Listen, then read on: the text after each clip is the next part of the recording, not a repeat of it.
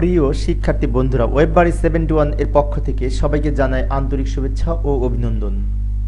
আজকের আমার এই ভিডিও টিউটোরিয়ালের আলোচ্য বিষয় বাংলা ব্যাকরণ কারক ও বিভক্তি পর্ব 4 করণ কারক এবং সম্প্রদান কারক সম্পর্কে বিস্তারিত আলোচনা করার চেষ্টা করব। তো চলো শুরু করা যাক। শিখন ফল অর্থাৎ আজকের এই পাঠ শেষে আমরা যা যা শিখতে পারবো। করণ কারক কি তা বলতে পারবে, বাক্যে ব্যবহৃত করণ কারক চিহ্নিত করতে পারবে, সম্প্রদান কারক কি তা বলতে পারবে এবং বাক্যে ব্যবহৃত সম্প্রদান কারক চিহ্নিত করতে পারবে। প্রিয় শিক্ষার্থী বন্ধুরা, পাঠ্য বইয়ের কোনো বিকল্প নেই। বাংলা ভাষায় ব্যাকরণ টেক্সট বুক এর তথ্যের আলোকে আজকের আমার এই আলোচনা। তাই ক্লাসটি দেখার পাশাপাশি নির্ধারিত পাঠ্য বই অর্থাৎ ব্যাকরণ বইটি ভালোভাবে পড়ার জন্য বিশেষভাবে অনুরোধ করা হলো। আর এই চ্যানেলের পূর্বের ভিডিওগুলি না দেখে থাকলে সেগুলি দেখার মাধ্যমে বাংলা বিষয়ের অন্যান্য অধ্যায়গুলি ভালোভাবে জানার জন্য বিশেষভাবে অনুরোধ করা হলো। এবং এই চ্যানেলের ভিডিওগুলি দ্রুত পাওয়ার জন্য চ্যানেলটি এখনই সাবস্ক্রাইব করে রাখুন এবং পাশে থাকা বেল আইকনে ক্লিক করে রাখুন। আর যারা ইতিপূর্বে সাবস্ক্রাইব করেছেন তাদেরকে অশেষ ধন্যবাদ। করণ কারক বলতে কি বুঝি? করণ শব্দটির অর্থ হচ্ছে যন্ত্র, সহায়ক বা উপায়। কর্তা যে উপায়ে বা যে যন্ত্র বা উপকরণের মাধ্যমে ক্রিয়া সম্পাদন করে তাকে করণ কারক বলে। অর্থাৎ কর্তা যে উপকরণ ব্যবহার করে বা যে যন্ত্র ব্যবহার করে ক্রিয়া সম্পাদন করে তাই করণ কারক। তো লক্ষ্য করি, বাক্যস্থিত ক্রিয়াপদের সঙ্গে কিসের দ্বারা বা কি উপায়ে প্রশ্ন করলে যে উত্তরটি পাওয়া যায় তাই করণ কারক। যেমন মিনা কলম দিয়ে লেখে, এখানে উপকরণ হচ্ছে কলম। কি দিয়ে লেখে? কলম দিয়ে লেখে। আরেকটি উদাহরণ লক্ষ্য করি, জগতে কীর্তিমান হয় সাধনায়। তো এখানে উপায় হচ্ছে সাধনা। তো এবার আসি করণ কারকের বিভিন্ন বিভক্তির প্রয়োগ। লক্ষ্য করি, প্রথমা বা শূন্য বিভক্তির প্রয়োগ। যেমন ছেলেরা বল খেলে, ডাকাতেরা গৃহস্বামীর মাথায় লাঠি মেরেছে, তারা সবাই ক্যারাম খেলে। তো এই বাক্যগুলিতে লক্ষ্য করলে দেখতে পাই এখানে খেলার মাধ্যম হচ্ছে বল, এখানে এই যে মেরেছে লাঠি মাধ্যম ব্যবহার করেছে এবং এইখানে যে খেলে তার মাধ্যম হচ্ছে ক্যারাম। তো এইগুলি হচ্ছে এই করণ কারকের শূন্য বিভক্তি, কারণ এই ক্ষেত্রে কোনো বিভক্তি যুক্ত হয়নি। তো এবার আমরা করণ কারকের তৃতীয়া বিভক্তি বা দ্বারা বিভক্তি লক্ষ্য করি।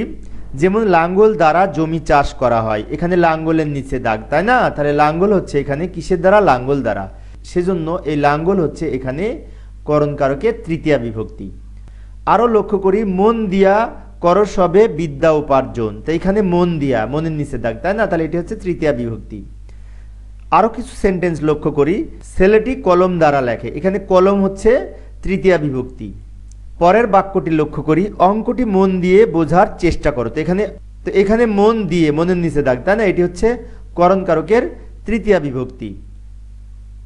এবার করণ কারকের পঞ্চমী বিভক্তি লক্ষ্য করি, তোমা হতে এমনটি আশা করি না, এখানে হইতে, থেকে, চেয়ে এগুলি ব্যবহার করা হলে সেগুলিকে বলা হয় পঞ্চমী বিভক্তি।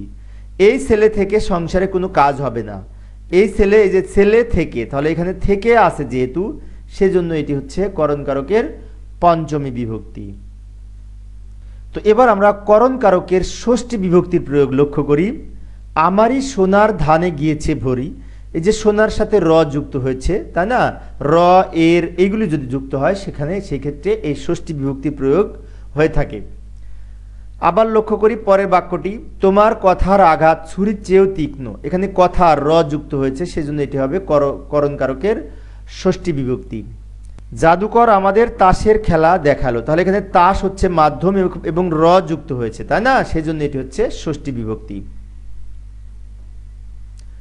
করণ কারকের সপ্তমী বিভক্তি প্রয়োগ লক্ষ্য করি, ফুলে ফুলে ঘর ভরেছে, অর্থাৎ এ যুক্ত হয়েছে, তাই না? আমরা জানি এই বিশেষ করে এ, তে, অন্তস্থ এইগুলি যুক্ত হলে তাকে সপ্তমী বিভক্তি বলে আখ্যায়িত করা হয়ে থাকে। পরেরটি লক্ষ্য করি, শিকারী বিড়াল গোফে চেনা যায়, এখানে গোফে এ যুক্ত হয়েছে সেজন্য সপ্তমী বিভক্তি। চেষ্টায় সব হয়, চেষ্টায় এখানে অন্তস্থ যুক্ত হয়েছে। এ সুতায় কাপড় হয় না, এই যে সুতায় অন্তস্থ যুক্ত হয়েছে, এখানে উপকরণ হচ্ছে সুতা, সেই জন্য এটি করণের সপ্তমী বিভক্তি। টাকায় কিনা হয়, টাকায় অন্তস্থ যুক্ত হয়েছে। 30 বছর ভিজিয়ে রেখেছি দুই নয়নের জলে, এখানে এ যুক্ত হয়েছে, তাই না? জল দ্বারা ভিজিয়ে রেখেছি, তাহলে জল হচ্ছে মাধ্যম, সেই জন্য এখানে এ যুক্ত হয়েছে, যার কারণে এটি করণ কারকের সপ্তমী বিভক্তি। ধনধান্যে পুষ্পে ভরা আমাদের এই বসুন্ধরা, এখানে পুষ্পে তো কিসের দ্বারা পরিপূর্ণ? পুষ্পের দ্বারা, তাই না? তো পুষ্প হচ্ছে মাধ্যম, উপকরণ, সেজন্য এই পুষ্পর সাথে এ যুক্ত হয়ে সপ্তমী বিভক্তি হয়েছে, করণের সপ্তমী।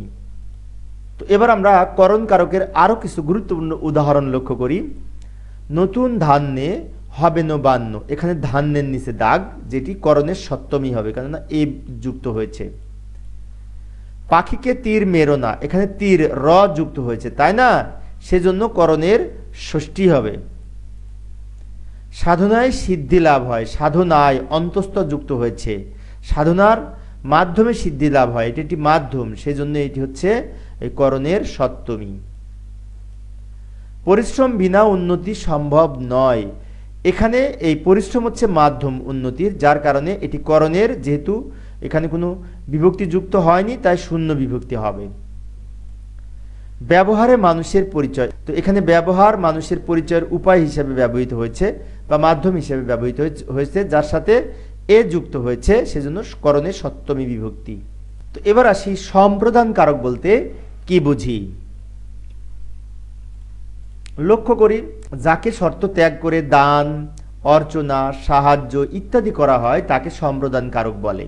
অর্থাৎ বাক্যের ক্রিয়াকে কাকে বা কার জন্য প্রশ্ন করা হলে যে উত্তর পাওয়া যাবে তাই সম্প্রদান কারক। যেমন ভিখারিকে ভিক্ষা দাও, এখানে কিন্তু ভিখারি কে, কাকে? ভিখারিকে, তাহলে কাকে দ্বারা প্রশ্ন করলে ভিখারিকে উত্তর হচ্ছে, তাই না? তাহলে এখানে ভিখারিকে আমরা শর্ত ত্যাগ করে দিচ্ছি, সেজন্য এটি হবে আমাদের সম্প্রদান কারক। তবে কে যুক্ত হলে আমরা জানি যে কে রে অনেক সময় দ্বিতীয় বিভক্তি হয়, অনেক সময় চতুর্থী বিভক্তি হয়, কিন্তু এই বিশেষ করে সম্প্রদান কারকের ক্ষেত্রে যদি কে যুক্ত হয় সেক্ষেত্রে কিন্তু চতুর্থী বিভক্তি হবে, বিষয়টি মনে রাখতে হবে। আবার ক্ষুধার্তকে খাদ্য দাও, এখানে সত্য ত্যাগ করে দেয়া হয়েছে, তাই না? তাহলে ভিখারিকে, ক্ষুধার্তকে, এইগুলি হচ্ছে সম্প্রদানের চতুর্থী বিভক্তি। কিন্তু ধোপাকে কাপড় দাও, এখানে কিন্তু সত্য ত্যাগ করে ধোপাকে কাপড় দেওয়া হয়নি, তাই এটি কর্মকারক হবে, অর্থাৎ এই ধোপাকে কাপড় দাও এটি কিন্তু কর্মকারকের দ্বিতীয় বিভক্তি হবে, বিষয়টি মনে রাখতে হবে। অর্থাৎ সম্প্রদান কারকের প্রধান বিষয় হচ্ছে শর্ত ত্যাগ করে হতে হবে। সম্প্রদান কারক সম্পর্কে আরো কিছু বিষয় লক্ষ্য করি। এক্ষেত্রে বস্তু নয় ব্যক্তি হবে সম্প্রদান কারক। যেমন লক্ষ্য করি, অনেক ব্যাকরণবিদ এই বাংলা ব্যাকরণে সম্প্রদান কারক স্বীকার করেন না, কারণ কর্মকারক দ্বারাই সম্প্রদান কারকের কাজ সুন্দরভাবে সম্পাদন করা হয়ে থাকে।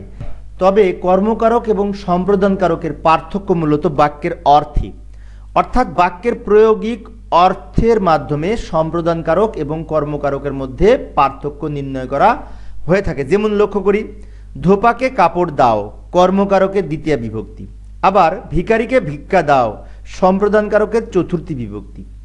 তো এইখানে আমরা লক্ষ্য করলে দেখতে পাই ধোপাকে কাপড় দেওয়া হচ্ছে, এখানে কিন্তু শর্ত ত্যাগ করা হচ্ছে না, অর্থাৎ ধোপার কাছ থেকে আবার আমরা কাপড় ফেরত পাবো, সেজন্য এটা হবে দ্বিতীয় বিভক্তি। কিন্তু ভিখারিকে ভিক্ষা দাও, ভিখারিকে ভিক্ষা কিন্তু আমরা শর্ত ত্যাগ করে দিচ্ছি, ভিক্ষা কিন্তু আর আমরা ফেরত নিব না, তাই না? শর্ত ত্যাগ করে দিচ্ছি, সেজন্য এই পরেরটি হবে, যেহেতু শর্ত ত্যাগ করে দেওয়া হচ্ছে, এটি হচ্ছে সম্প্রদানের চতুর্থী বিভক্তি। বিষয়টি ভালোভাবে মনে রাখার চেষ্টা করব।